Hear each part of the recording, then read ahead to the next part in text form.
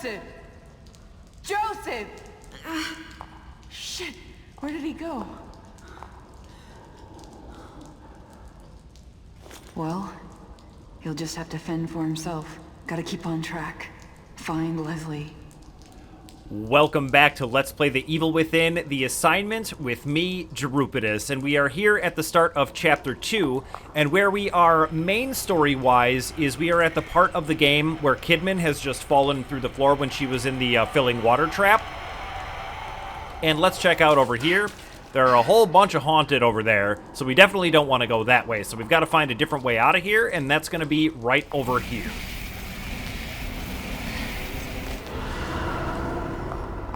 Now, it would be very strange to me if this one was actually a loading screen, because it's right away at the beginning of the level, so I don't really know how to explain this one. I just know that they definitely use those for hidden loading screens in general, but that one wouldn't really make a ton of sense to me.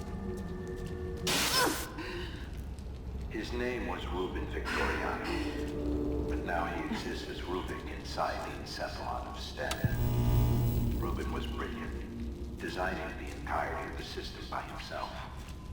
But we conflicted over our intentions. And what happened to him?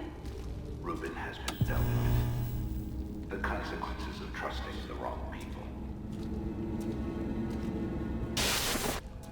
Ruvik. He knows I'm here. And I wonder, when he says the consequences of trusting the wrong people, does he mean Mobius or does he mean Jimenez?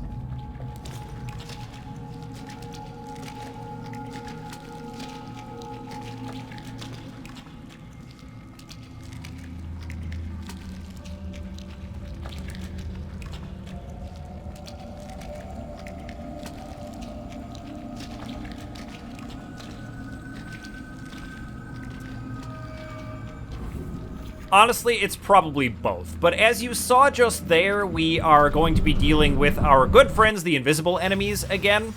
And finally, we can actually kill enemies when we find these axes, but like the main game, they are one use only. So using the axe, instantly kill enemies who are unaware of you from behind. Sneak kill does not work on some enemies.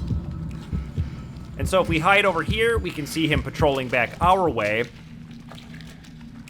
And as soon as he turns around, we're going to go ahead and sneak on over and kill him.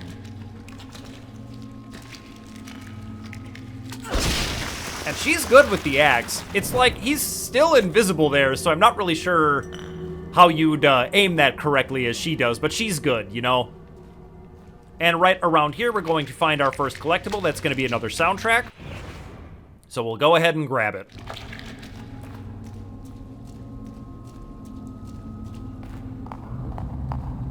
And we are not quite done with the invisible enemies yet. That door opened on its own, but that does not mean there's an invisible enemy in the area. Frankly, I don't know why it does that. Maybe it's just to freak you out. It certainly works on me.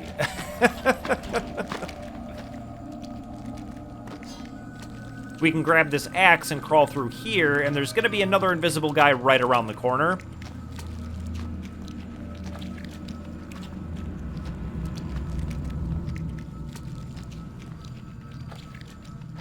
There he goes.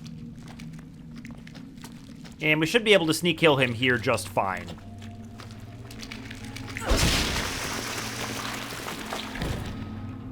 Alright, and with that, all the enemies in the area are cleared. But before we leave, there is something we want to grab. And that's going to be this tape right here, so why don't we give it a listen. Something else is even more harrowing. Our subjects are dying. They come out from STEM abruptly passing with looks of horror in their eyes. The ones that do survive are catatonic, babbling, incoherent messes that we can't properly interview. We've done nothing to the process to cause this change. It must be the ever-growing collective consciousness of the STEM system.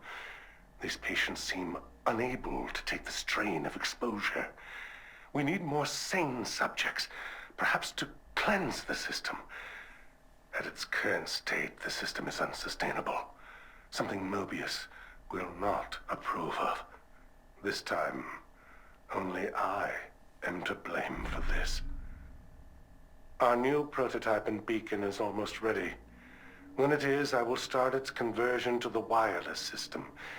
Even if the original STEM experiments go awry, I will show my worth to Mobius with its next generation. The idea of a wireless version of this just sounds like the worst.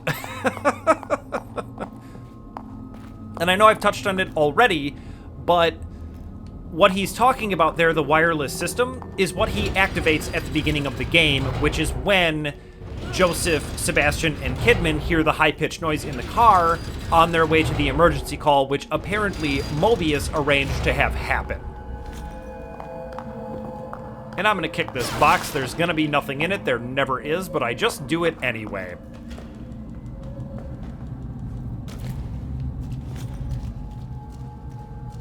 And the way forward is gonna be through this pipe, as you might expect.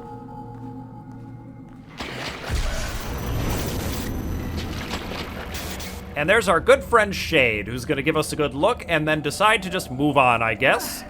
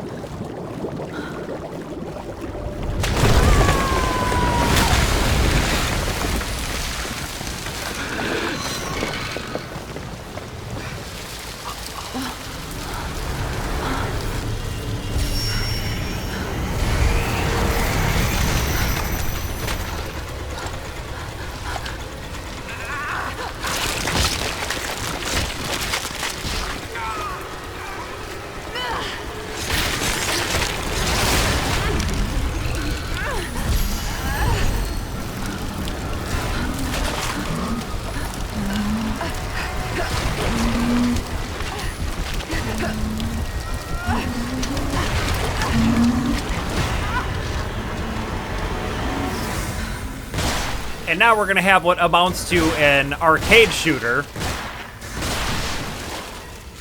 where we finally have a gun and we can shoot some stuff.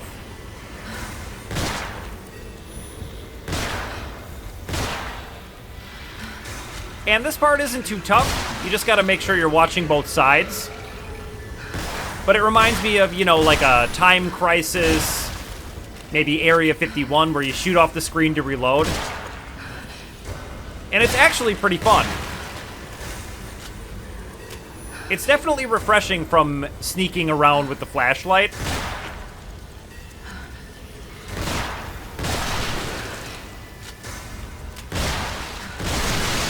And you can kind of use the explosive guys as an environmental hazard. And take out multiple enemies with them if they happen to be close together.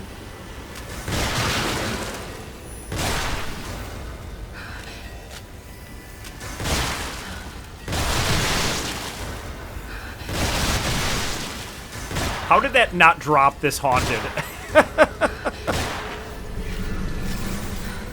And now Shade's finally gonna come after us herself, and we have to shoot the spotlight in order to get her to go away.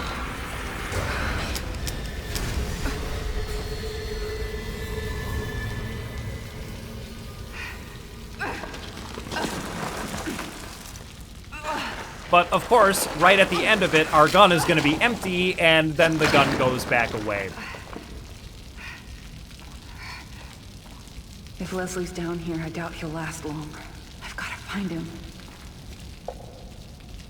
I will admit that there are parts of this that feel a little bit artificial like that, where they're like, okay, for this scene she has a gun, and then the gun immediately goes away. But you know what? It's a minor nitpick. It's totally fine. And how much fun the part is totally worth it. Now we're going to have a safe here, and the combination is going to be over on the wall this way. And this one is going to be one of the turnstile ones, so it's going to be 24 to the right, 15 to the left, and 6 to the right. So 24 to the right, 15 to the left, and 6 to the right.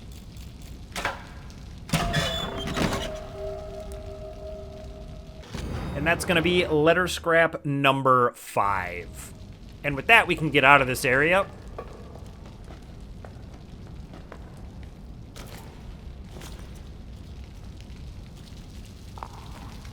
And the way out's going to be right over here. And about the others. I told you before, completely expendable. They have no bearing on the mission. If they get in the way, you know what to do.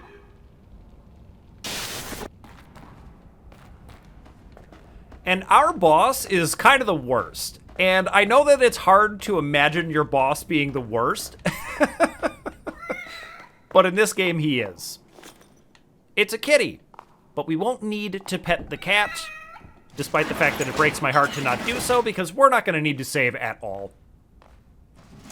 Fortunately, because these scenarios are really heavily story-based, the main game contains, I would say, like 50 to 60% of the story, so you've got to play these to get the full picture, but they make it not too difficult. So that way you can just kind of get your story elements.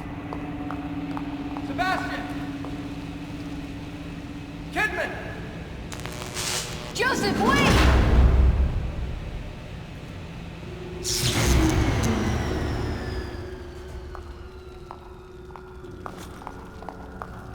And then over here, we're going to have an electronic fuse box puzzle. Junction box fuse, a high voltage fuse from a junction box. It is still intact and can be used again. And now this one, you don't need to like puzzle over how to put it together. It's the sort of 3 keys make the way forward scenario that we've already seen in the game.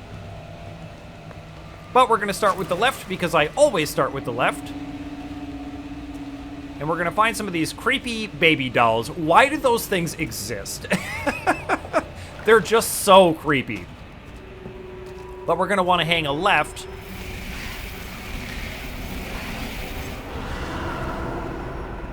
And open up this pipe.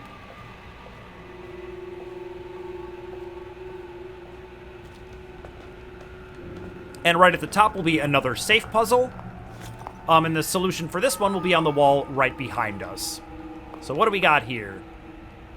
3 on the left, 2 on the right, and then 1, 1, space 1, 1 for the middle.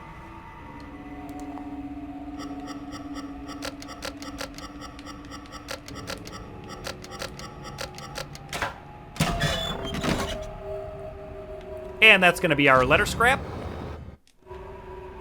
Number 6. So let's get out of here.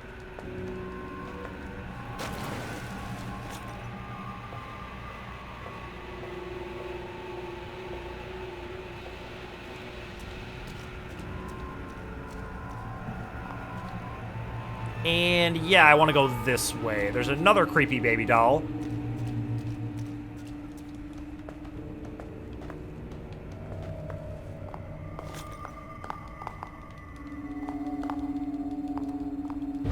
And we just need to open this up, and it's going to take us right through to the next area. Nothing scary is going to chase us right here. Doesn't feel like it's even necessary to have a crank there, but, you know, whatever. There's going to be some haunted over here, but they're never going to bother us. They're just kind of there for ambiance, I guess. And if we look in here, we're going to see there's going to be a trauma, among other things.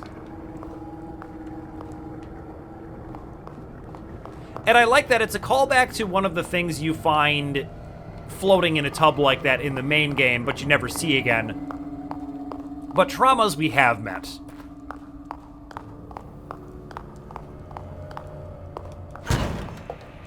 And we're going to come over here and find our second junction box. And we know that when we grab a key item, you're never going to get to just walk back to where you were. But let's try to do it anyway.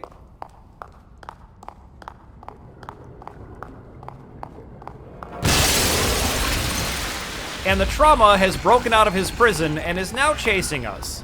But fortunately for us, there are these little hidey holes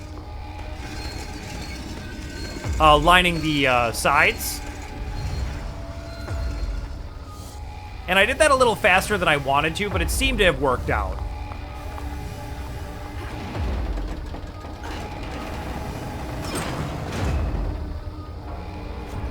And now let's turn this crank.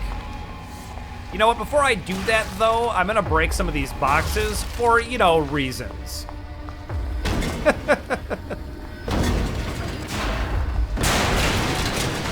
And he's gonna break in here hunting for us, but he's not gonna be able to find us.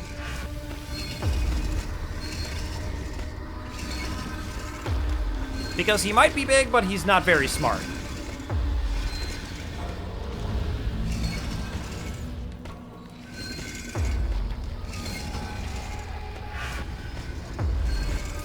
And with that, he's gonna take off into the other room.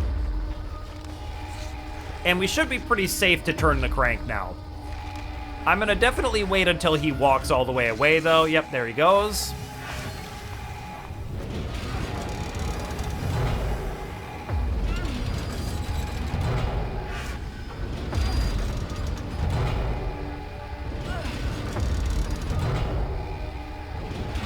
And after some very strenuous crank turning, we can get out of here.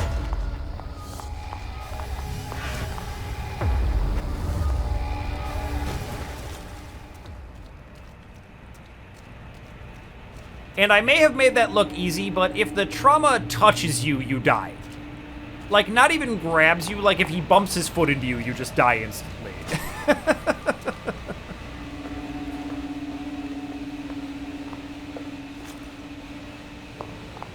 Which is, I don't know, kinda no fun, but it's supposed to be a complete stealth playthrough, so... Now that we've got our second junction box, we can place it here, and that's gonna open the door on the other side of the arena.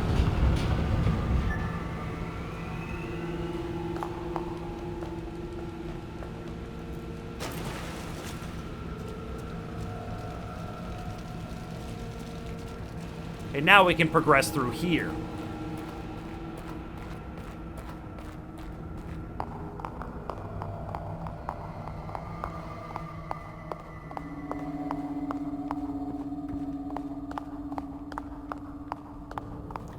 And let's check out over here. Oh good, a junction box. I imagine once I take this, nothing bad will happen.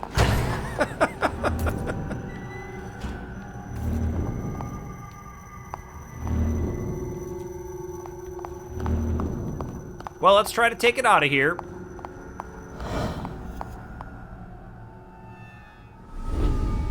And Rubik is, of course, going to impede our progress. And now, hopefully, this guy will come right after me, but not too quick.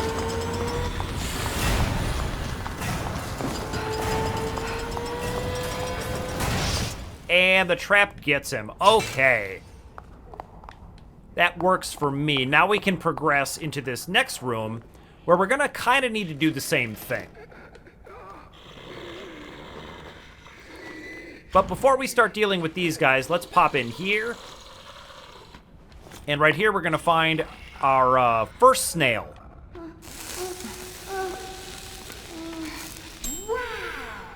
Great.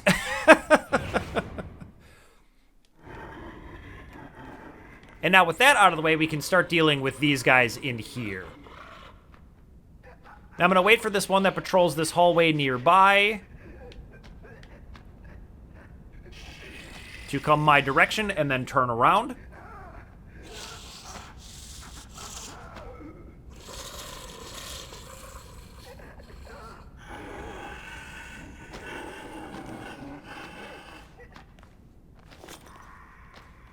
And right up ahead, you're going to see some holes on the ground again. So we're going to try to lure him onto those.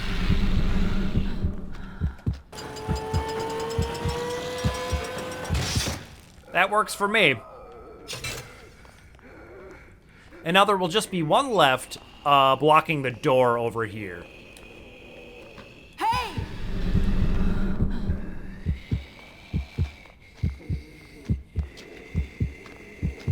And so while she checks out that noise, I'm gonna go ahead and pull this.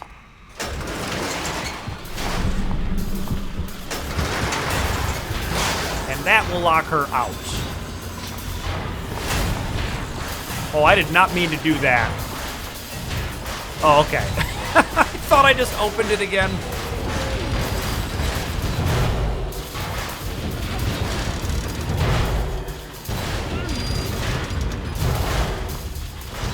we come through here, we're gonna need to run for our lives.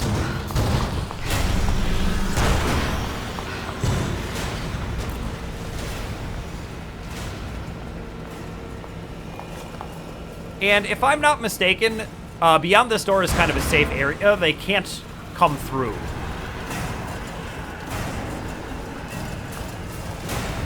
Which kind of kills the tension. But, you know what? I'm not going to complain about it. At least they're not chasing me.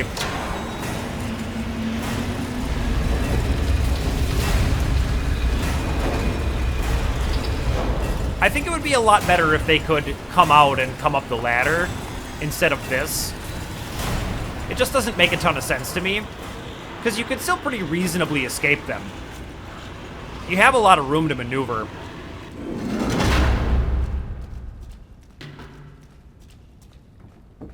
Either way, though, we're going to keep going right through here. And before we get any further, we're going to want to grab this tape over here, so let's go ahead and give that a listen. Today was something truly surprising. He was one of the last groups of test subjects. Just another patient I expected to babble and maybe even die. Patient 105, Leslie Withers. Reuben had singled him out as a useless subject, but he must have known. He knew I would read his notes. What else was Reuben lying to me about? But this Leslie, he emerged cognate, calm, and able to report fully what he had experienced inside. His unique pathology allowed him to successfully navigate his STEM experience with little repercussion. They know nothing of his existence, but no doubt he is the key. If we all share the consciousness, then with him, I too should be able to experience the STEM, potentially even suppress the more unsavory aspects of it. With him, I can be the master of the very technology I helped create. Mobius will see my worth and let me rise even higher in their ranks. Now, Reuben is definitely a psychopath, but Dr. Jimenez, did you hear right in the start of that how cavalierly he referred to people in the STEM program dying? Like, he doesn't care. All he wants is power and prestige. So he is maybe not exactly as awful as Ruvik/Reuben, but he's definitely pretty bad.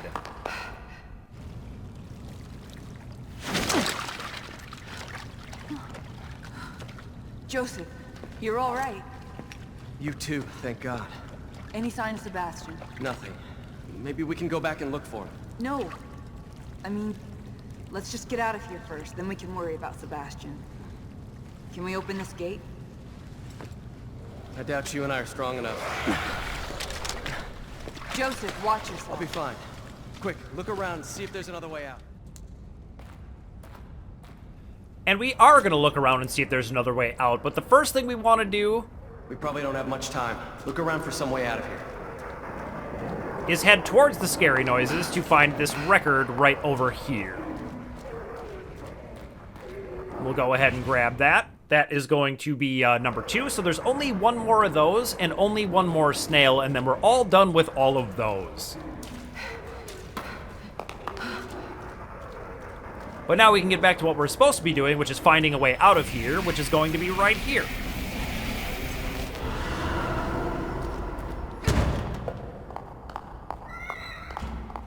And there's a little kitty friend, but we won't be needing your help, kitty cat.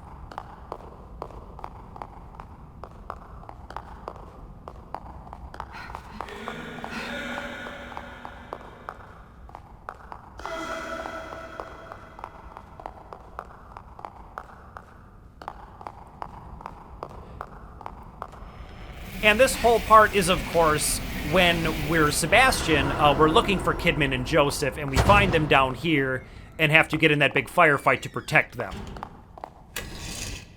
Now we're going to have a little bit of a puzzle in here to find this document. So what we're going to want to do is shine our flashlight on here to complete the Mobius logo. And this one, like some of the other ones like this, is pretty touchy. There it goes.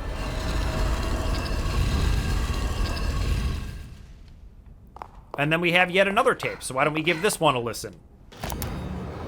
refocus the efforts of the other programs to support our research, STEM priority has seemingly overridden other departments' individual research. Chemical and botanical studies are focused now on temporary, priming subjects for their inevitable connection. Now that the prototype is up and running, experiments continue. Upon their return from STEM integration, patients are interviewed extensively. While their particular pathologies inform their experiences, there are commonalities. They all experience the same settings, the same occurrences. The world they inhabit becomes larger with every new visitor. This suggests that shards of each user's consciousness are left behind inside the STEM, creating a community. It's as if internally a new world is being built. Now, I think that's supposed to explain why Ruvik would still be a ghost in the system, because he was connected to it. But at the end of the main game, we find his brain, like, actually controlling the whole thing. Now, you could definitely argue that that's supposed to be a metaphor, and that for some reason he controls all of the reality in here beyond them having disembodied his brain and stuck it in STEM. But I think it's pretty heavily not even implied, like just straight up the text of the game, that they used his brain to create this version. But anyway.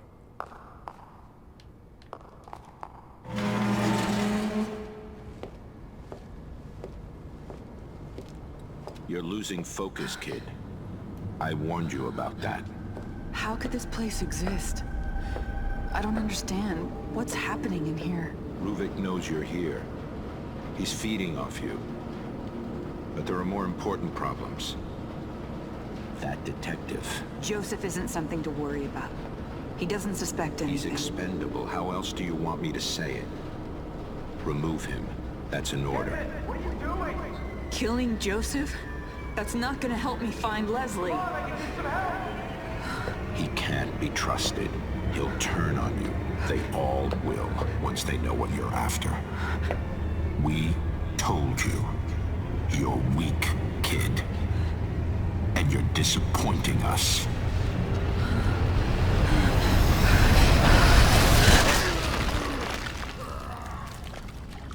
Are you guys all right? We're all right. Sebastian, maybe we can lift this enough for Kidman to go under and open it from the other side.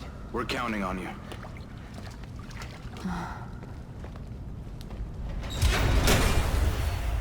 It's odd, though. Why would they catch you instead of just killing you? Maybe he didn't see me as a threat. He.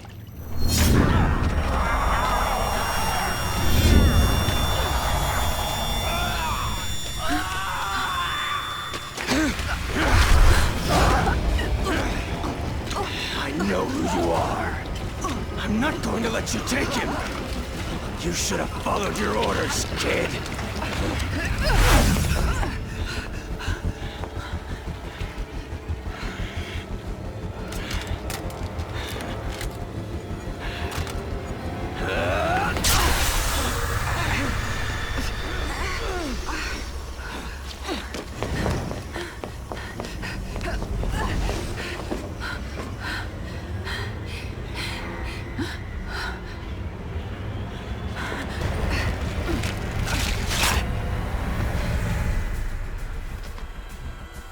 Show yourself.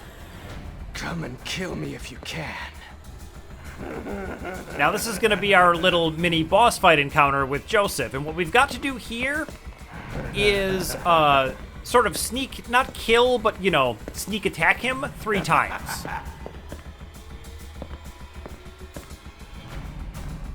And this can be a little bit tricky. If he catches you and you can't get to cover fast enough, he will shoot you and you will die. So I'm just going to patiently wait for him to kind of patrol back over here. Show yourself, damn it!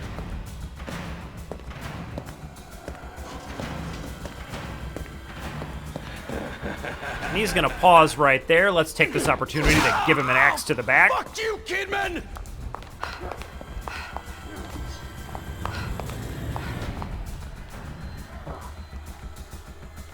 And I don't even think he saw me there. He's not very smart.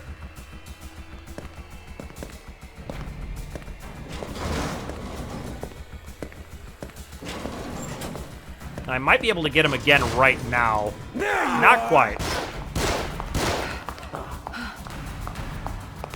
All right, so let's move to another room. Couldn't have gone far. But yeah, he already lost us. And furthermore, if we just get to cover and wait, we get to recover all our health. So it's really not too tough.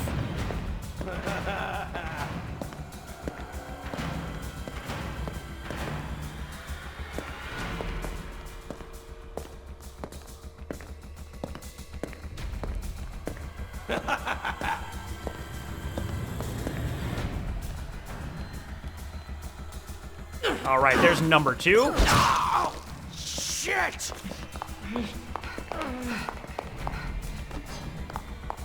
Found you.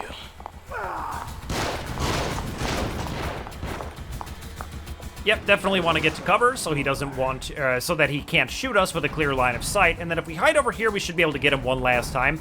There are lots of things in the area you can use to distract him. For example, in there's movies. In one of the rooms, there are lights that you can use to blind him. There's a little bit of a clue that you're supposed to do that because of the cutscene right at the beginning of this. The light blinds both of us. However, I find it pretty easy to lose him and just kind of wait patiently for him to patrol in a favorable way and then get around behind him. I know you're here, Agent Kidman. In fact, I might be able to get there right now. Nope. You couldn't have gone far. Yep, and he already lost me.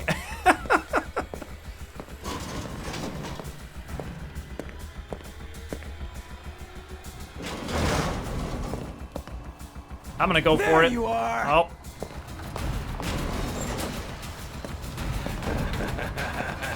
You couldn't have gone far. And he lost me. Can I get him? Oh, I thought I had it.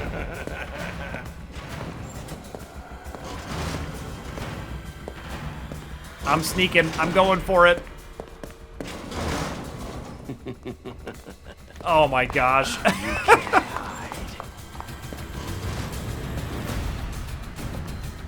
I'm not even convinced he spotted me just there. You couldn't have gone far.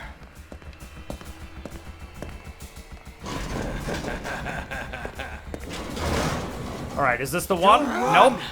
Just let me get a clean shot.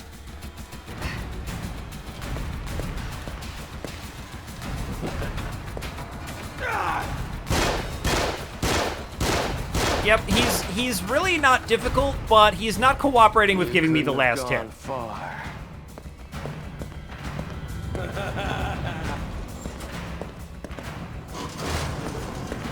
Oh, this one's got to be good, right? Yes.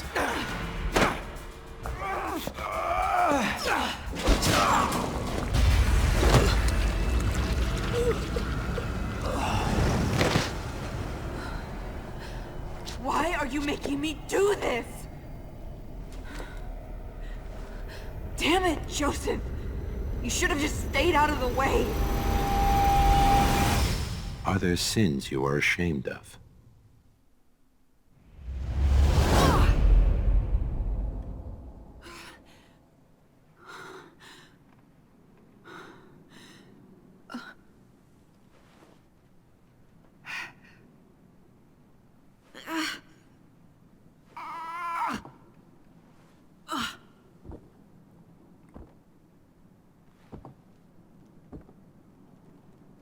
Wait a second.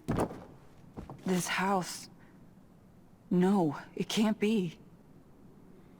And what house it is, we're going to have to wait until next time to find out because I'm all out of time for today. So thank you so much for watching, and I'll see you in the next video.